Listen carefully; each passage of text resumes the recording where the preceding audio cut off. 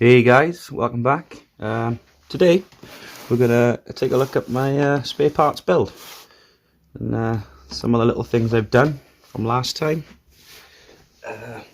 One of the biggest differences you can see, I put a B36 cab on the front now. The reason for that, the C24 14 cab sits quite low, and especially with these smaller tyres, they were rubbing. So it's given me the opportunity to put on a bigger but thinner tyre, and being thinner,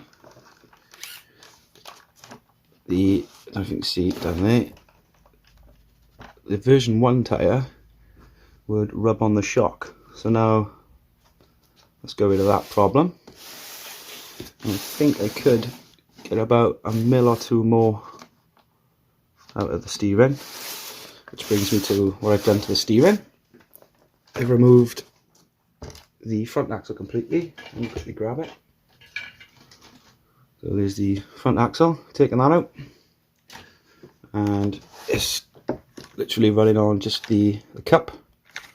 So that gives you a nice open diff. And I've also trimmed the little stoppers. I've trimmed them. I'll be trimming them a bit more, try and get a bit more steering out of it. We've got a 180 motor in here.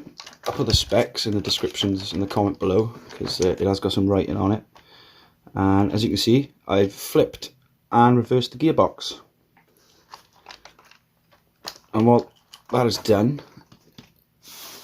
because I've angled these rear shocks lower, with the gearbox in the normal position, the output drive was too low and the drive shaft angle was just too tight.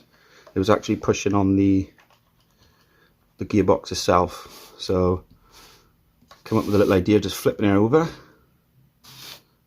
It actually gives me quite a nice drive shaft angle for what I want. Which brings me to the next things I've done. We've got I wanted to keep it low, and there was no way of getting a spring in there short enough to keep some sort of tension and keep it low. So what I've done is gone for an external spring on the front, and then the same on the rear. If you can see. And then the last thing I've done to limit movement, to stop this drive shaft getting too tight, let me take this spare tyre off quickly. I've added a second support beam, and what this does, it actually, if it does go too far, let me show you, thanks to the shocks now obviously, but if it does go too far, it'll actually hit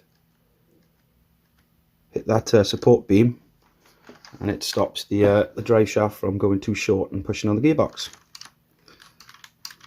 So yeah, overall I'm happy with the outcome of this little truck for a bit of fun. You know, trying out lots of different concepts. And if you want to see what it looks like underneath, I've put WPL B36 ready to run electronics in it. I'll put the video here of what it looks like underneath in a previous form. Got a 7.4 volt battery in it.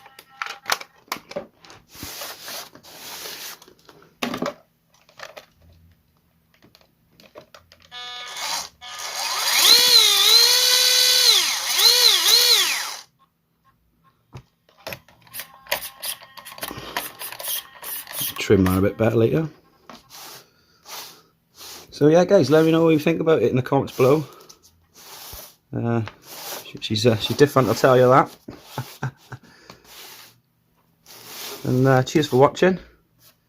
I'll catch you on the next one.